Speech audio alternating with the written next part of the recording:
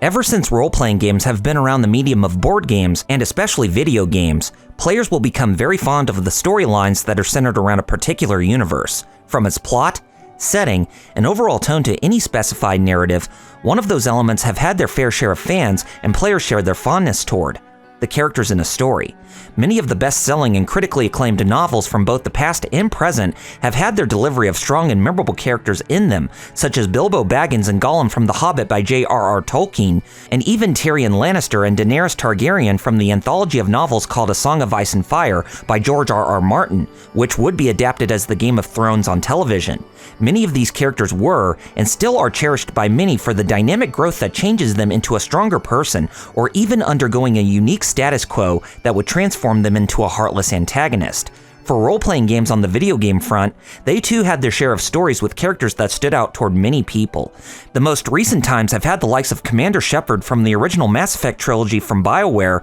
Geralt of Rivia in the Witcher franchise by CD Projekt Red, Laharl from the original Disgaea from Nipponichi Software, Adol Kristen from the Ys franchise by Nihon Falcom Games, Link from The Legend of Zelda, and Ness from Earthbound by Nintendo, or even Chrono from Chrono Trigger and Sora from Kingdom Hearts by Square Enix. Speaking of Square Enix, their flagship Japanese RPG property, Final Fantasy, has been both blessed and cursed with its own characters from every installment in the franchise. Whether if the game was a mainline title or a spin-off in some fashion, most of their games have an ensemble cast of characters from the sides of both good and evil. From Hironobu Sakaguchi's point of view, he always emphasized a great deal with storytelling in his games, as he wanted the characters in them to have a very distinctive charm that made each protagonist quite different from each other, in order to reduce redundancy of the typical tropes that most Japanese role-playing games and video games in general were going for. What the team behind Dragon Quest did with having their main protagonists being amongst the ideal representations of the player, Sakaguchi and those who worked closely with him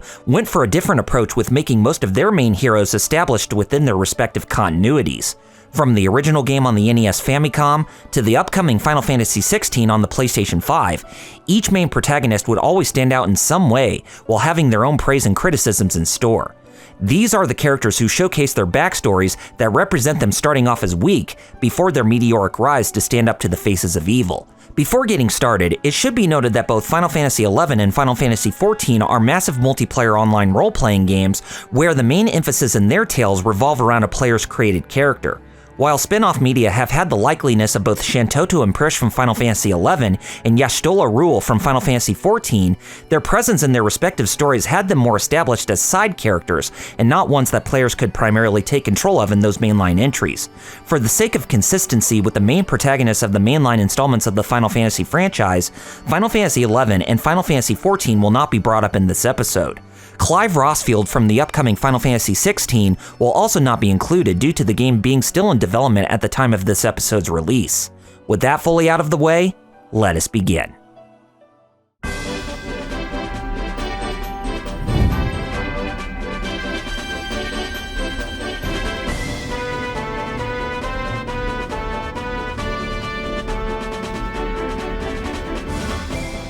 The original Final Fantasy was made to where the playable party members are based on a player's own desired creation via their names and job class. Later, in spin-offs such as the Dissidia Final Fantasy games and World of Final Fantasy, the Warrior of Light has had more of an established background in these turns of events. The Warrior of Light is a person that represents virtue, perseverance, and dedication to restore order to World A, much like how the characters in the original game are portrayed. For having such a clean slate in both personality and loyalty to his cause, the Warrior of Light makes it his mission to restore light to the crystals of the four elements under the plea from both the King and Princess Sarah of the Kingdom of Cornelia. His actions to complete his mission with saving World A by restoring the four elements and going to battle with the four elemental fiends and the Dark Lord named Chaos are just what one would expect for the Warrior of Light to represent the player when it comes to the original game from back in 1987.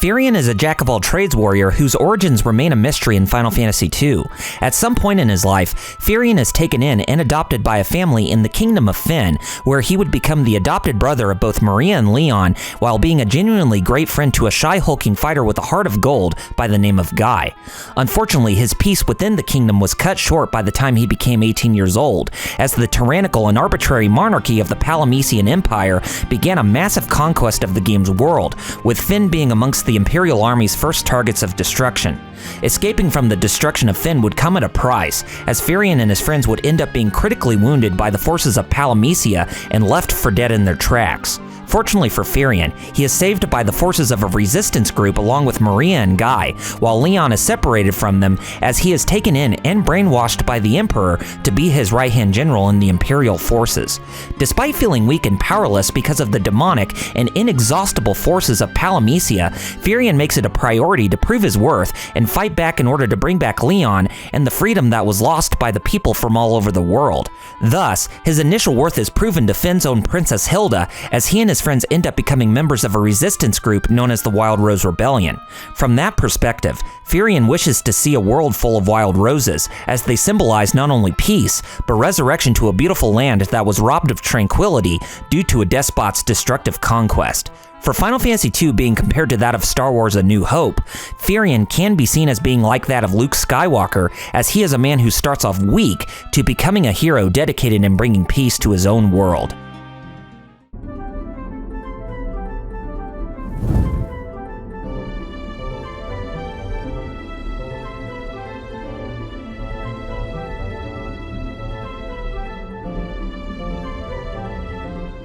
Final Fantasy III on the Famicom resorts back to basics with having the playable characters being made from the player's own perspective like the original game, but some subsequent media in relation to that game have shown those Warriors of Light being placed in more established roles in later material. Luneth, Ark, Refia, and Ingus would be slightly revised in their narratives from the Onion Knight character seen in the original game, while Luneth and Ark are the only ones who have close connection to their original counterparts. Luneth is a boy from the village of who was originally from the surface world beneath the floating continent with his biological parents. While traveling on an airship that is piloted by Cid, a thick, vast darkness engulfs around the airship, which causes it to crash into the floating continent. Both Luneth and Cid come out alive from the destruction of the crash, while the boy's parents were not that lucky. In response, Cid takes Luneth to the village of so that he can be raised by the priest Topapa and Nina. 10 years later, and upon stumbling into a cave north of Luneth comes across the Wind Crystal and demands him to bring 3 more warriors along with him so that they may be blessed as the Warriors of Light to save their world from eternal darkness. This threat is being caused by a sorcerer named Zonde, who turns out to be a puppet for a dark entity called the Cloud of Darkness, a malady of pure darkness who is an emissary of the Void that wishes to bring all existence into complete nothingness. For the original Final Fantasy III being akin to the original Final Fantasy, the established heroes of Luneth, Ark, Refia, and Ingus in the 3D remake are hardly any different, as they all have the same goal in bringing light and prosperity back to their own world by defeating the embodiment of pure evil.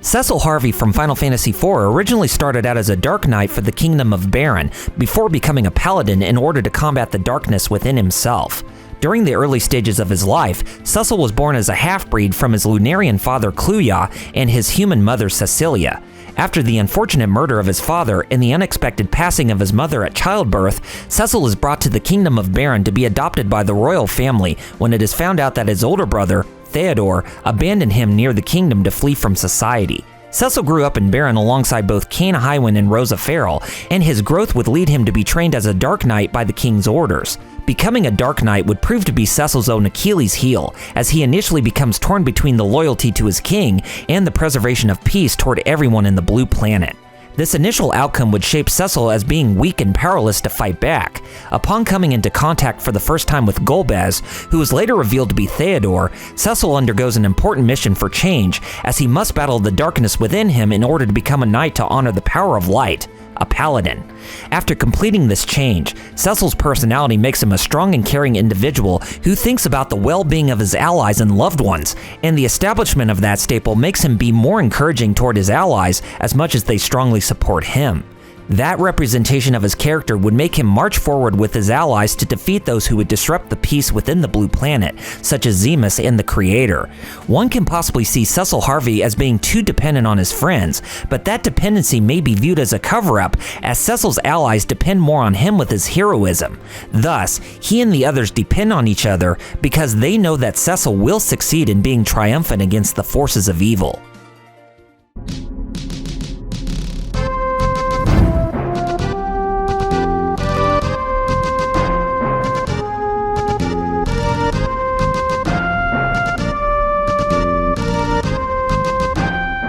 Bartz Klauser from Final Fantasy V is a wanderer with a strong zest for adventure while traveling alongside his chocobo companion named Boko. In his youth, Bartz lived in the village of Lix with his mother Stella and his father Dorgan, the latter of who is one of the 4 Warriors of Dawn. For experiencing the death of his mother at an incredibly young age and the unfortunate passing of his father about 3 years before the game's events, Bartz is given advice from Dorgan to travel the world and explore the blessings and hardships it must face. Meeting up with the likes of Lena, Goluf, and Ferris while journeying to the 4 elemental shrines gives Bartz a better perspective about his world, Goluf's world, and the return of the Tree of Destruction, Exdeath. However, many other tragedies that would befall in front of Bartz, such as the destruction of the 4 elemental crystals in both worlds, the tragic passing of Goluf with his granddaughter Kryl taking his place, and the constant appearances of the Void from all over the world after the 2 worlds unify would give Bartz an even greater sense of responsibility for protecting everyone and the planet that his father did in the past. Bartz is what one would portray as another ideal hero who has a clean slate at the beginning of a tale, discovering all the wonderful blessings and distraught hardships that surround him, and shaping himself up as someone in taking more responsibility for his role as a warrior of light, even if his own past with the death of his parents still bears him great pain. One could also see this as a tale where Bartz must live up to his father's legacy as a hero when Exdeath returns and tries to envelop everything into the Void, all the while protecting the crystals from any who threaten to take them or destroy them for their own means.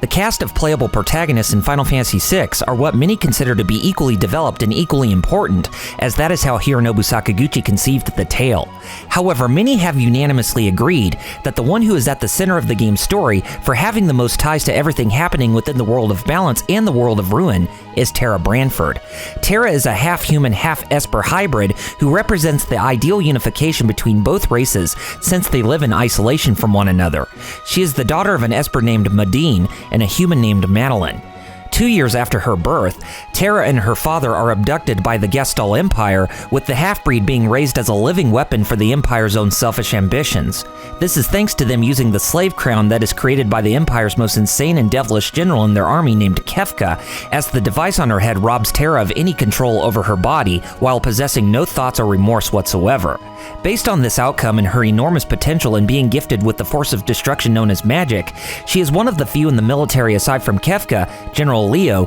and Celeste Scher who bear the greatest title in Gestalt's Magitech super soldiers, known as the Magitech Elite. Upon her mission in traveling to the snowy mountain village of Narsh and encountering the Esper named Valagarmonda, Terra's mind is free from the slave crown, only to become an amnesiac who is confused to everything happening around her and fearful of her own powers along with the radical transformation she bears within her. By joining the Returners and allying herself with many great people like Locke, Cayenne, Shadow, Edgar, Sabin, Celeste, Gao, Setzer, Strago, Realm, Mog, Umaro, and Gogo, Terra eventually regains her memories of who she is, while being completely oblivious to the concept of hate and mostly love. However, she successfully comes to terms with the concept of love when she raised orphan children in the town of Moblez and saves them from the monster Humbaba. Coming to terms with love and hate is what drives Terra to rejoin her comrades to stop Kefka from unleashing any more destruction within their world. Terra's representation starts off with one immediately seeing her as an oppressive soldier who is nothing but a walking force of destruction, but seeing her as a young girl girl who was being controlled for the agenda of a ruthless empire who wishes for nothing but conquest and destruction over everything.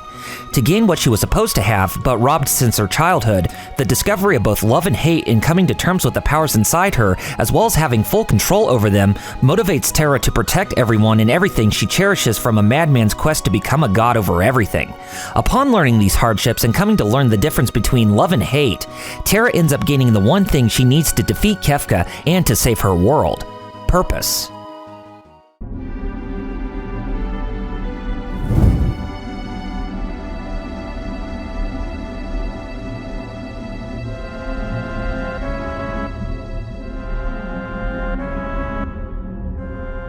Cloud Strife in Final Fantasy VII is a mercenary who originally was a part of the Shinra Electric Power Company's military branch, who initially believed that he was formerly from the first-class rank within Soldier. At a young age and antisocial, Cloud was born and raised within the mountain town of Nibelheim, who deemed many of the children in the town as immature, despite being the next-door neighbor to Tifa Lockhart, who he wants to impress. On the day when Tifa's mother died, the little girl goes up Mount Nibel as she believes she can reunite with whom she lost. This troubles Cloud since Mount Nibel is full of monsters, and he tries to rescue her from going any further. However, a misstep occurs where Tifa is left comatose for a week, and Cloud feeling angered by his powerlessness due to the villagers thinking that Tifa going up Mount Nibel was all Cloud's idea. After learning the exploits of a man named Sephiroth, who is amongst the Shinra Electric Power Company's strongest military branch called Soldier, Cloud leaves his hometown at the age of 14 to become just as strong as the person he greatly admires. His arrival into Shinra's military in Midgar only left Cloud in a bigger slump,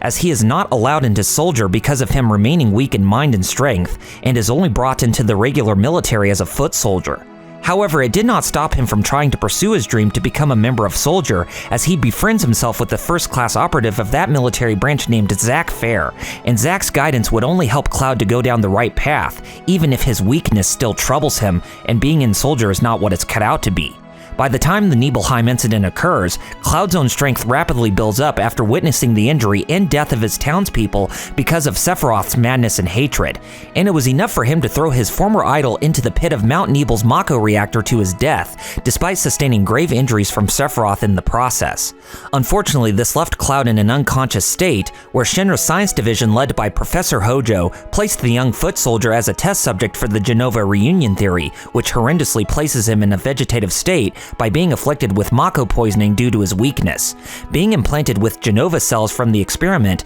and witnessing Zack's death would only prove to be worse for Cloud moving forward. The shock of being injected with Genova cells and witnessing his best friend's death makes Cloud want to forget his memories of being constantly weak, and this trauma causes him to create a new identity where he believes he was in Soldier without a care about Gaia's troubles from the Shinra Electric Power Company's influence and Sephiroth's mission. Unfortunately, it would prove to be Cloud's greatest challenge, as the constant control of his mind by Sephiroth due to Genova cells within him and failing to save Aerith Gainsborough from being killed by the madman would allude to Cloud's own past that he tries to run away from.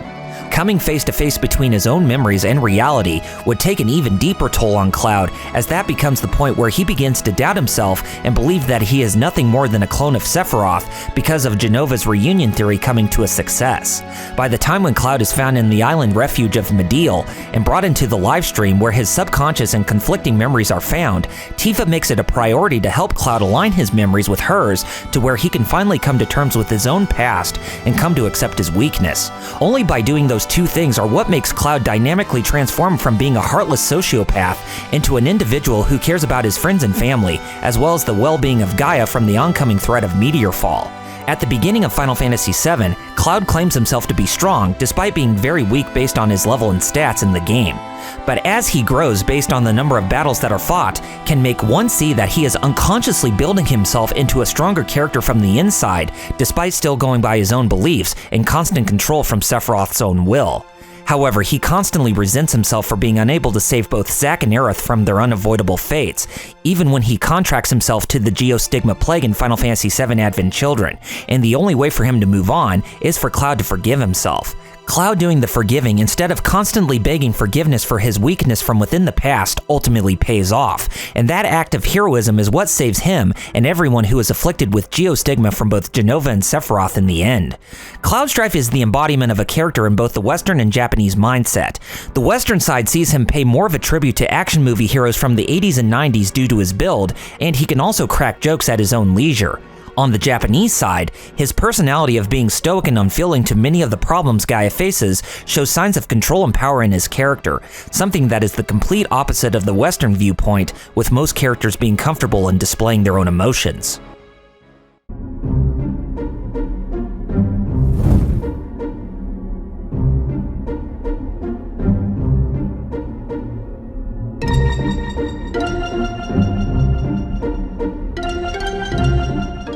Squall Leonhardt from Final Fantasy VIII is a member of SEED, an elite group of mercenaries from Balamb Garden whose sole mission is to battle the dark forces of the sorceress and their leader Ultimecia from compressing time and becoming a god altogether. Squall is a 17-year-old man who is the biological son of both Laguna and Rain Lawyer. The earliest stages of his life started off with him losing his mother at childbirth and his father being Estar's president after liberating the high-tech metropolis from the sorceress Adele's rule, and he was sent to Adia Kramer's orphanage along with his adopted sister named Elone. The loss of his mother and departure of his father at a young age made Squall have no experience with love or forging a strong bond between parent and child, and Elone ended up being the only person that became remarkably close to him during these hard times. Unfortunately, Elone soon departed from Adia's orphanage as her mysterious powers in sending a person's consciousness into another she knows and back in time would put everyone, including Squall, into grave danger of the dangerous wrath from Ultimecia. Everyone at the orphanage knew about her departure and her reasoning behind it, but the only one the truth was kept secret from was Squall. For thinking that Elone abandoned him and the truth never being exposed, Squall's personality is transformed into an emotionally detached, cynical, and introverted boy who wished to go through life without the dependency and association of others. At the age of 6, Squall was admitted into Balamb Garden that was started up by Adia's husband, Sid Kramer, and he trained himself in the organization for 11 long years with a gunblade as his weapon of choice. His cold, ruthless, and disassociative personality earned him the nickname the Lone Wolf amongst his peers.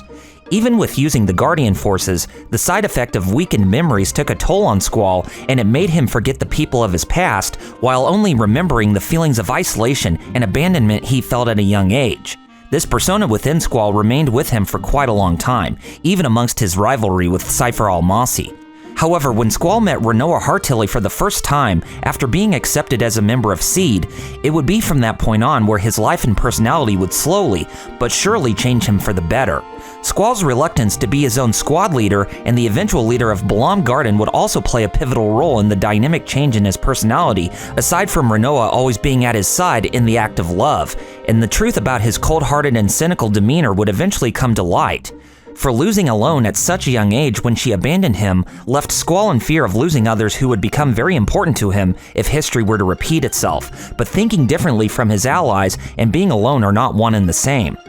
Even though he retains his value of independence, the hardships and experiences on his journey helps him accept the support and friendship of his comrades by becoming more social. It is at that point, too, where he greatly accepts his responsibility as a leader and member of SEED when going up against his archenemy, Ultimecia. In sharing some similarities to Final Fantasy VII's Cloud Strife when it comes to personality, Squall Leonhardt encapsulates everything of a character created with Japanese archetypes in mind, as hardly any Western influence is there in his creation, and this practice would continue for future Final Fantasy games with many of their characters going forward.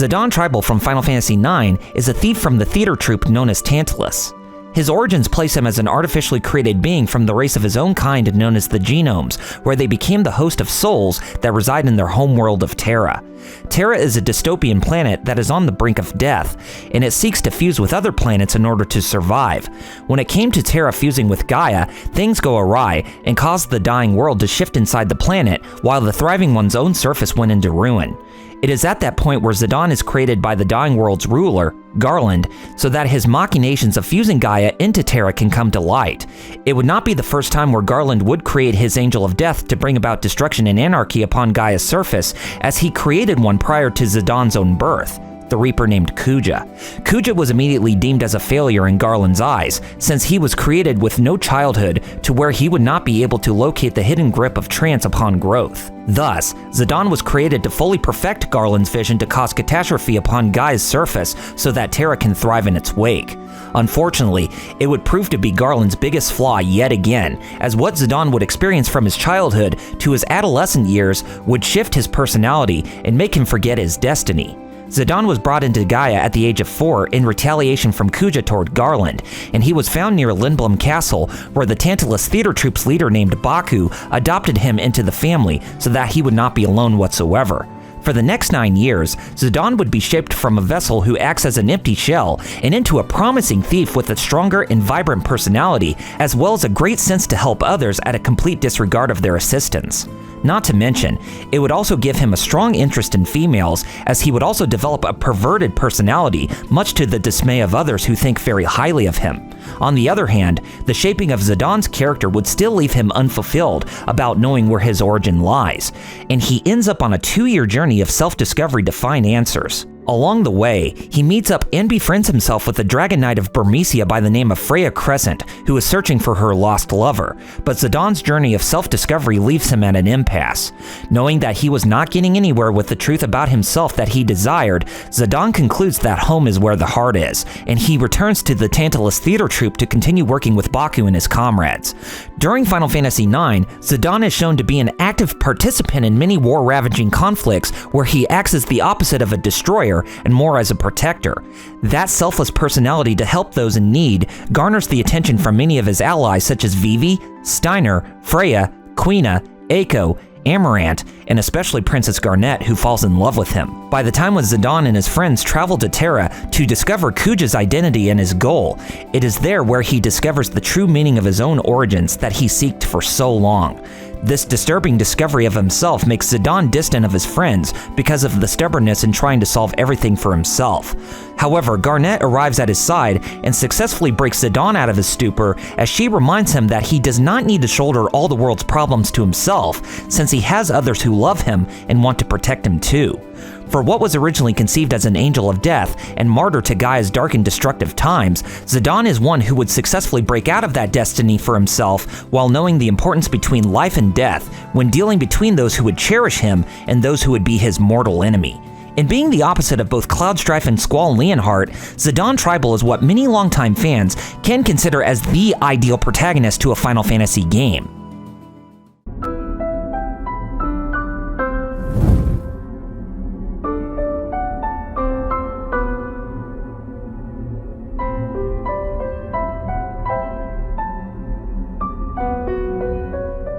Tidus from Final Fantasy X is a star blitzball player from the city of Zanarkand, but is a dream that is conjured up by the Faith, the deities who live in the world of Spira. Tidus grew up with both his mother and his father named Jecht, who is also a star blitzball player, but growing up with Jecht would create a wedge in their relationship. At a young age, Jecht would always bully his son and have a very troubling time with showcasing any love or compassion toward him whatsoever, much to the chagrin of Tidus. This constant act of ridicule and shame from his father makes Tidus despise Jecht more than anything, much to the dismay of his mother. For that kind of childhood, it makes many fans wonder whether Tidus was conceived as nothing but an accident to Jecht's eyes. When Tidus is out in the public of his fans, his peers, his comrades, and the people that are around him, he usually portrays himself as an upbeat and carefree individual with a bit of a childish personality. However, when it comes to his personality from the inside, he shares so many similarities to that of his father, who tended to deny his position, take things easy, and never worry about the present situation, leaving things for the morrow, which Tidus despises with a passion. Because of the constant tragedy that the people of Spira tend to suffer at the hands of sin, Tidus can also act a bit sensitive and irritated, where he will either scream out of a whim to loosen his anxiety or even give emotional responses which tend to make him act in giving a good rationale. During Final Fantasy X, Tidus would show less interest to acknowledge his father or give a care about Spira's own problems, but that greatly changes when he learns about Yuna's destiny as a summoner and knowing that his father genuinely cares for him. Those changes from a confused wanderer into a selfless hero are what shapes Tidus as Final Fantasy X's main character and not the main protagonist. With his revival at the end of Final Fantasy X-2 and the drastic change in his mannerisms and appearance afterwards in Final Fantasy X Will, the concept of like father, like son becomes the result of Tidus's decline as a selfless hero, despite choosing to remain by Yuna's side forever. Tidus can be easily compared to that of Squall Leonhardt, but if the dynamic changes to his character are done in reverse, based on what Yoshinori Kitase and his team brought forth in all later material after Final Fantasy X. Since Tidus was never originally from Spira, and only as a dream conjured up by the Faith, many fans come to the consensus that his involvement is only obligatory because of Sen being his own father, Jecht. Thus, they feel that Yuna is the true protagonist to their eyes and not the boy who arrives in Spira while being from a dream world, making Tidus feel more like an unrealistic character to the point of view from many critics.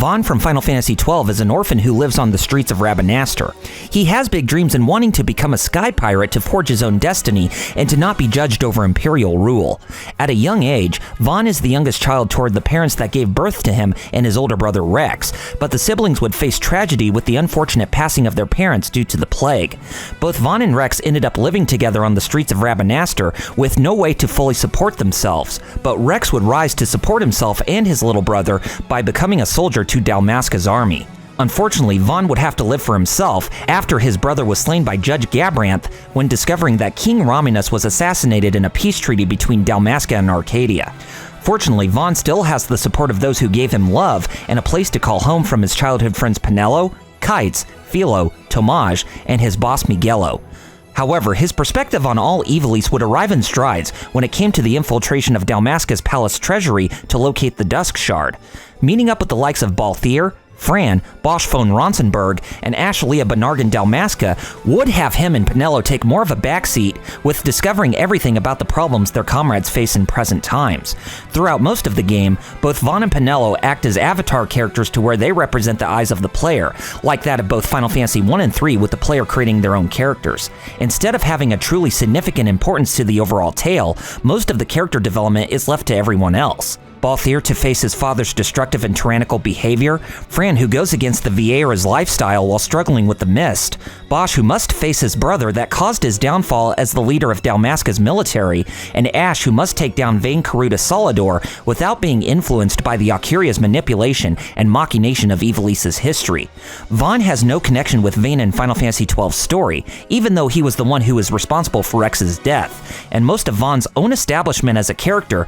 would not take fruit until the subsequent games within the Ivalice Alliance would arrive. To this day, many people still believe that either Balthier or Bosch should have been the lead protagonist of the whole tale, since their own developments coincide to the overall goal of the party. Besides, it is even more clear and evident, as Balthier has said it best. I play the leading man. Who else?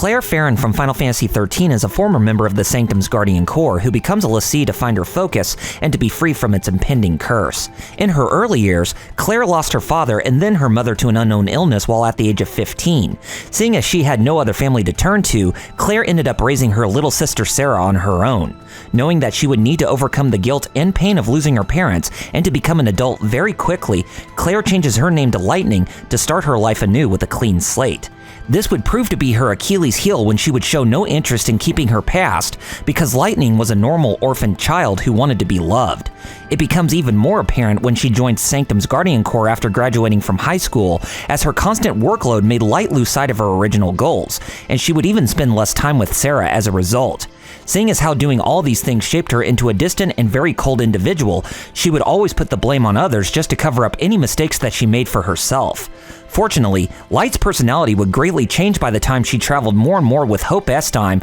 and his problems made her see the error of her ways. Her surrogate sisterly instincts, while helping Hope, would pay off during the events in Palimpolum, and she admits to her past actions while also being more open and caring about her allies who have been branded as Pulseless Sea like herself. That change would bring her and her comrades to victory against the Fal'Cies Bartandalus and Orphan, and their l'Cie brands would disappear when they arrive back on Grand Pulse and reunite with Sarah in the end. In Final Fantasy XIII too, Lightning's personality that she dynamically changed into during the events of the previous game would remain intact, but she would also act as a guiding compass to those in order to prevent the timeline anomalies happening from Caius Ballad. Unfortunately, she would begin losing all hope after Etro's soul is destroyed when the Heart of Chaos is vanquished from Caius' soul, with Sarah's abrupt death happening out of nowhere. Her loss of hope would miraculously turn around when Light was able to communicate with Sarah's spirit, and it would act as the catalyst to enter crystal stasis, in which she will reunite with her sister at another time. In Lightning Returns Final Fantasy XIII, Light's original personality of being cold and distant would make a return when she became Bunavelza's puppet, enacting as the savior of humanity before its impending doom in 13 days. Her memories of the past, however, remain within Lightning's heart, and they would act as her guide to bring herself back to the personality she strived to change into from the previous games in the trilogy. At the same time, she must deal with Lumina constantly harassing Light as nothing but a weak and pitiful soul who cannot save anyone. Lightning is probably the only protagonist in the series whose personality goes in a complete circle, as she starts off with who she originally was, then to who she strives to change, and then back to who she originally was based on unfortunate circumstances. Instead of the change in her character being constant, that motivation to keep it like that is what makes her strive to bring everyone into the new world so that they can be free from being ruled over by both Fal'Cian deities alike. In retrospect, people find her character to be nothing but a carbon copy of Cloud Strife from Final Fantasy VII because of her personality, but the hardships she faced makes her a strong character with each new challenge Lightning undertakes.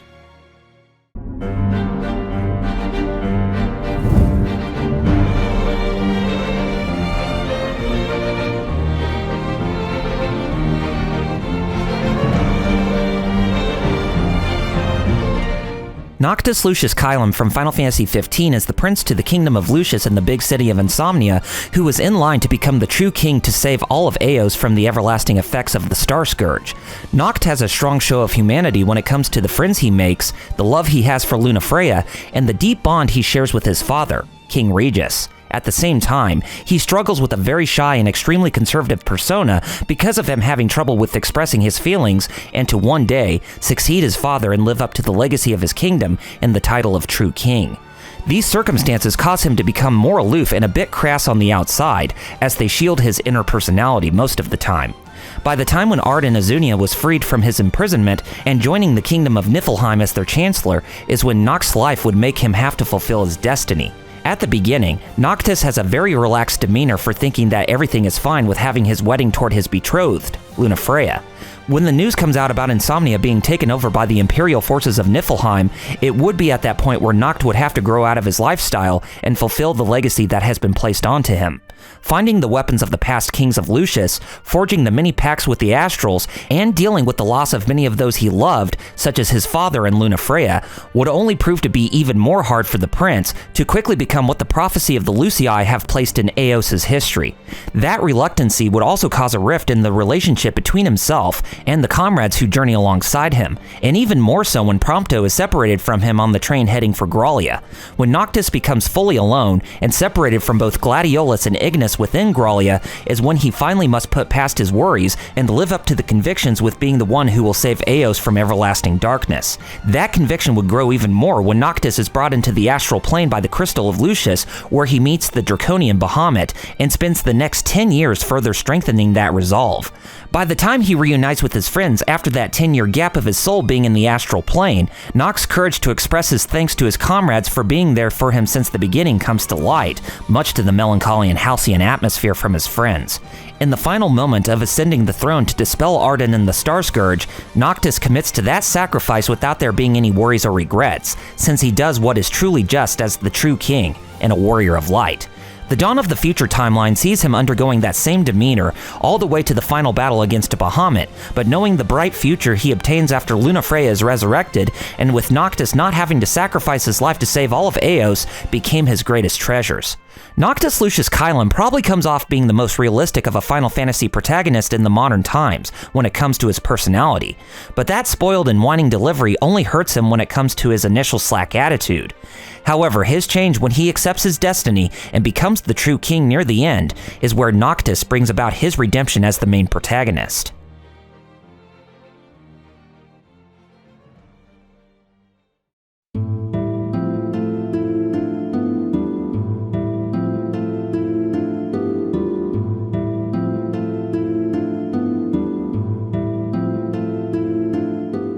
The Final Fantasy series has been well known for an exceptionally long time for numerous reasons, and the characters between each installment stand out for many. Characters in video games exist because of their everlasting appeal, but many gamers enjoy them either because of their spectacle or their development to a game's tale. For Final Fantasy's case, the most devoted can come to appreciate them because of their developments in the games, while certain ones, most of which were designed by Tetsuya Nomura, held more significance because of them being spectacles without knowing what makes them either incredible or underwhelming. While the ones created during Hironobu Sakaguchi's days of the series will always come off being the strongest in appeal to the eyes of fans, with certain ones like Firion from Final Fantasy II and Bartz Klauser from Final Fantasy V being the most underwhelming, other protagonists who came in afterwards pale in comparison either because they are carbon copies of their predecessors or weakly developed beings to their respective stories. The argument about who comes off being the best developed hero to the Final Fantasy series is one of those debates that is continuously ongoing and never settled, but the newest one to arrive always has that spotlight with their place in time. Even with many fans having a particular fondness to any or many of the protagonists in the Final Fantasy games, the most cynical will think otherwise when they do not care about stories or characters in video games. Because of that belief, they are inclined that those games are more remembered for their deep mechanics and solid gameplay, while the story and characters are played as second fiddle since they are more perceived as nothing but collections of data. However, they do forget that role-playing games in general are not solely on gameplay mechanics alone, as the story and their cast of characters give so much sentimental value to the audience a franchise can bring about. Some are inclined that because the production values and limitations of past video game hardware made it impossible to possess the capabilities of home video game consoles as of today, their simplistic tales were very deep that it was enough to make the characters speak for themselves without that much exposition needing to be told. Ever since the development costs of video games were starting to rise with each new generation of hardware, the larger presence of cinematic storytelling makes the newer cast become the complete opposite than their predecessors from the past, as exposition becomes way too overplayed. On the flip side, there is a general opinion that because of how the earliest heroes were portrayed in their games, they do not become that heavily developed because of the limited storytelling that is there to begin with. Cloud Strife can be seen as a prime example of this ideal, as his stoic and unfeeling nature for most of Final Fantasy VII and its companion material made a vast majority of longtime fans of the series despise him because of that overwhelming popularity he achieved. However, thanks to newer games like Final Fantasy VII Remake being the first in the trilogy of remakes to the original game, newer possibilities and redone scenarios have given that selfless hero a much different and broader perspective to the type of character he can change to become in the long run. Regardless of the beliefs that everyone shares, they all agree that most of the earliest heroes are fine for what they are and how they became what they become in the end. Unfortunately, the same cannot be said toward the more recent ones that made their appearance, as they are considered letdowns at worst, too underrated at best, while having a minority of fans to back up their praise. Perhaps the biggest problem with the newer protagonists is because the more recent installments have had too much hype built onto them that it makes many become underwhelmed towards the appeal of the new hero. That is usually a trend for any franchise that has existed for this long, as that ideal will never go away, with the newer heroes being portrayed as second fiddle to the older ones. As the video game industry becomes more and more popular with every single year that passes by, the originality of the main protagonists for story-driven games within role-playing games like Final Fantasy becomes much harder to obtain because the developers bank off stereotypes that are extremely popular to make them stand out. If that is not the answer, then it mostly becomes a case where the developers do not have many creative ideas to make their newer heroes stand out from the rest of the crowd. It is not a convention that cannot be challenged, as there are those who make that a golden rule when it comes to a company's own property and characters for their newest installments of their various franchises. Square Enix has so many great characters for both the Final Fantasy series and the number of other IPs that are under their banner, but there will be a point where many are inclined to not give a brand new hero or heroine a chance to shine because they possess many similar qualities to characters that were already made in the past. If there is any hope for them to do better, then Square Enix will have to make a more serious effort to challenge the conventions on the staples that their past heroes in the Final Fantasy games brought in when creating newer protagonists. Otherwise, if they continue to go by their modus operandi with following the same cliches, tropes, and stereotypes for the newest heroes, they will be looked down as another forgettable character that has no chance in being compelling as the rest, only to be plagued by the same underwhelming results.